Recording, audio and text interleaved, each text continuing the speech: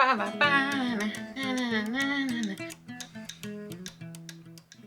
I haven't done a wrap up in 3 months because I've been in a reading slump. If you've watched my other videos, you know I've been in a slump. I made a TBR to tackle my slump. I made a whole video about what it was like to be in the slump and everything I did to try and get out of it. And now I'm at the end of the slump and we're gonna do a wrap up of everything that I've read in the last 3 months. So that's February, March and April. And I've tried to come up with a little bit of an interesting way to do it by picking the most this or the prettiest that or the least this or whatever it is, rather than just going through book by book. I'm going to try and pick out some kind of slightly more fun ways of talking about them. But the books I want to get through super quickly are books that I read for videos. Some of the videos are out, some of the videos aren't, but I don't want to rehash what I've already said about them. So I'm just gonna show you what I read and tell you the rating I gave them. And then we can move on and we can talk about the books that I haven't spoken to you about, which most of them are here. So I'll start off with Onyx Storm. I read this in February. I gave it 4.75 stars, which is great for me. I enjoyed it. And then in February, I also read 5 romances for a reading romance video. These ones, they were near a 4-star. A novel love story, closer to a 3. And then my favourite of the video was Deep End by Ali Hazelwood. I loved it. I read it twice. One time straight after the other. I annotated it. You can see on my little tabs. I had a great time with it. So this was the win for the video. And that's actually all the books that I read for videos. So I'm going to start and talk about the books that I haven't told you about. We'll start with my favourite book of the last 3 months. And that was Illuminate by Amy Kaufman and Jay Kristoff. This is a YI mixed media sci-fi book. We're following 2 teenagers whose home has been destroyed and they've been put on these kind of rescue spaceships and they're trying to outrun the people who destroyed their home. Something goes kind of terribly wrong with one of the spaceships and it's about dealing with that. I loved this book. I loved this book so much. I read the first like 150 pages and was like, okay, this is fine, I'm enjoying it, whatever. And then I sat down and I read the last like 400 pages in one sitting. Couldn't put it down, absolutely loved it. Favourite book of the month. Next up I thought I'd talk about the books that disappointed me. I have 2 of these. I'm going to start with The Maid. This didn't super disappoint me because I didn't have super high expectations of it. But the thing that bothered me about this book was the representation in it. It's about a maid who discovers a body in the hotel she's working in, and it's kind of a mystery spreading just from that fact. But the thing that makes this book, I think, interesting is the fact that the main character is neurodivergent of some kind. But I think the thing that disappointed me a little bit with this one, and from reading some other reviews, I think it's a sentiment that's shared, is that she's a bit too naive. It doesn't feel like great representation that someone who is neurodivergent is also so incredibly innocent, and it kind of infantilized. She has very childish views of things. I think there is an argument of saying that she's neurodivergent and she's naive and those 2 things aren't correlated, but I think that because people can treat neurodivergent people like children, having a childish neurodivergent character wasn't the best move. But I did give it 3 stars. I don't think that that is like awful representation and we should all boycott the book or anything like that. It just made me a little bit uncomfortable reading it. So that's why that was a disappointment.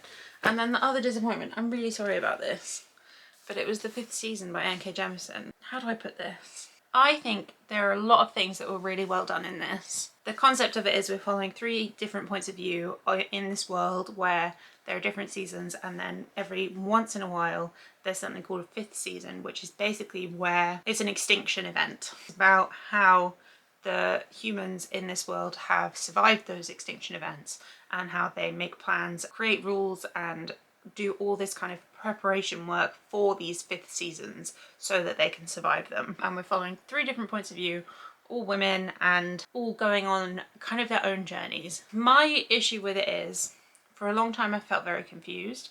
I didn't know what was going on. But once I figured out what was going on, I felt like the story became a little bit predictable.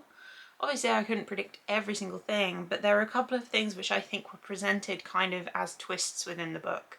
And I guessed every single one. So I just didn't get that kind of wow moment of, oh, I didn't see that coming, or oh, that was such a good reveal, or oh, I loved that way the author made us keep guessing about this thing. It just felt a little bit predictable to me.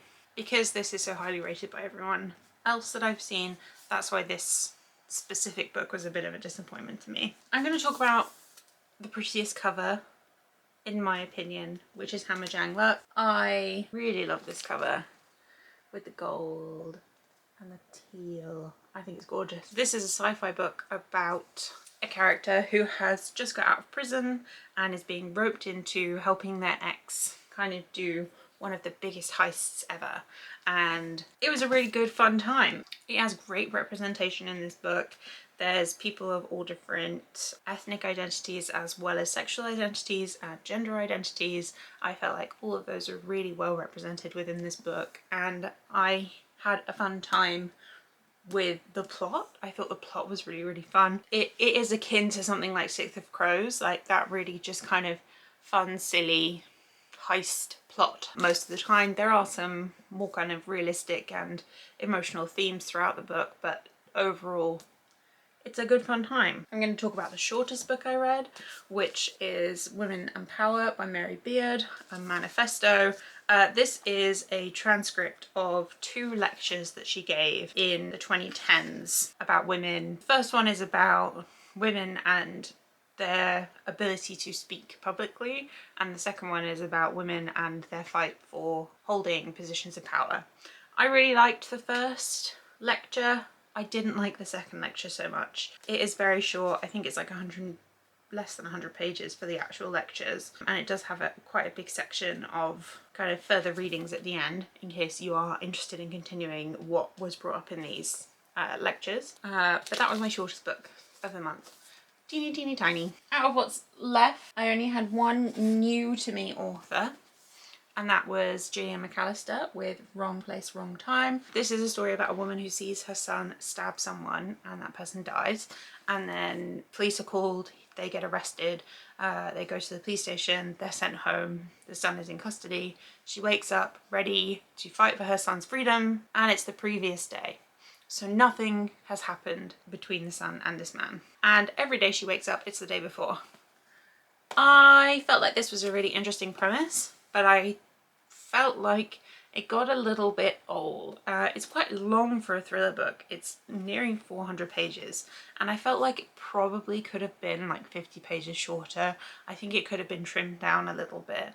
And I think that the reason you find out that the son stabbed this man is a little tenuous by the end of it. It doesn't feel like a real solid reason. It feels a little bit kind of wishy-washy, and I didn't love that. I did feel like the writing and the premise was good, so I think I would pick up from Gillian McAllister again. The other 2 standalone books that I read were from authors that I have read before. They basically cemented how I feel about the author.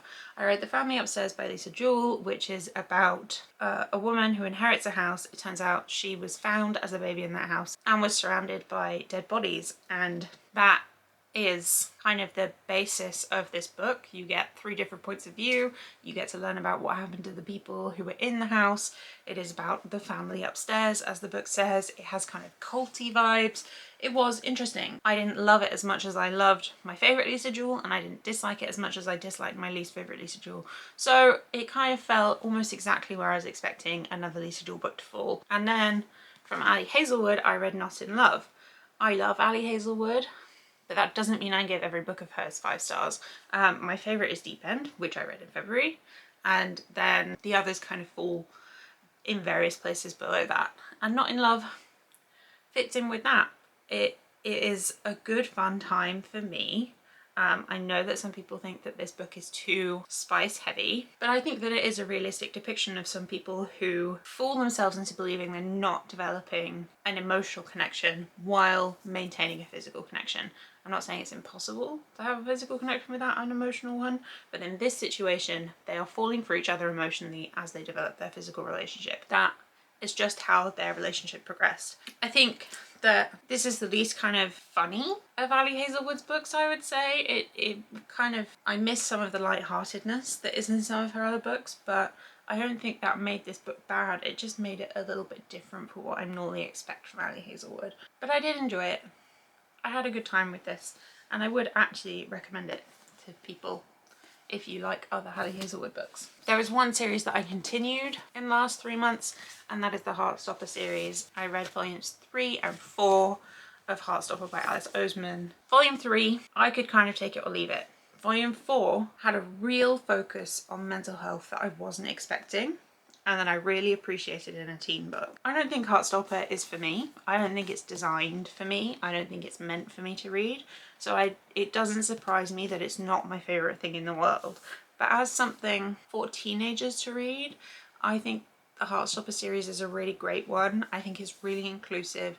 I think it really helps explain different people's ways of living in the world. I think it's really heartwarming. It's beautifully done. The characters are lovely.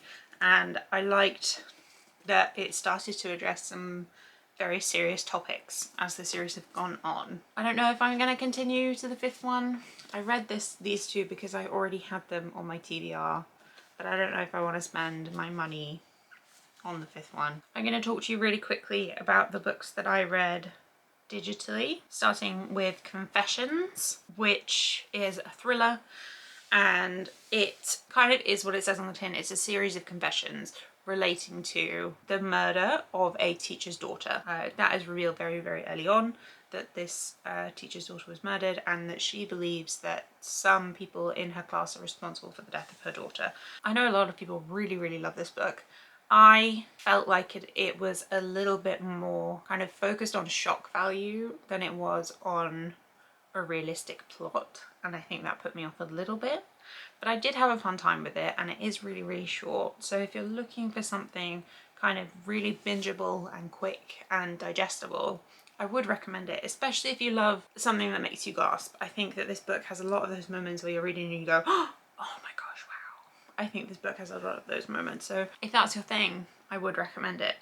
I also read God of Malice by Rena Kent. I was going through a dark romance phase, and I heard that God of Malice is great. It wasn't for me. I felt uncomfortable reading about the violent sex lives of teenagers. I'm not judging you if that is what you're into, but for me, it just weirds me out a little bit. I think about the 19-year-olds that I know and don't want to imagine them getting up to what they get up to in that book. It is a dark romance about a psychopath and the girl he becomes fixated on. A lot of other people like it, so don't take my word for it not. It just wasn't for me. It wasn't bad, it just wasn't for me. But then I picked up the Bianchi Chronicles, which is Broken Princess and Brutal Queen by Laura Bennett, and I had a much more fun time.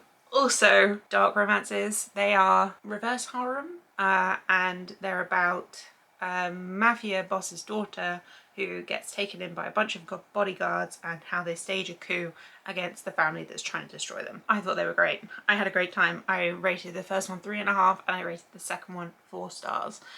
So if you're looking for something, I don't know how to describe it, on the medium side of dark romance wise, I would recommend that series. My battery is going to die, so I'm just going to talk to you really freaking quickly about the one audiobook I listened to, which is Broken Dolls by James Carroll. I really love the Jefferson Winter series that this is part of. This is the first book in the Jefferson Winter series if you don't count the novellas, but it is actually, upon reread, because I have reread it, I have read it before, it is my least favourite. There's a lot of kind of sexualization of women, including the victims of the crimes, and talking about how beautiful they are, how beautiful they were, how beautiful they could be.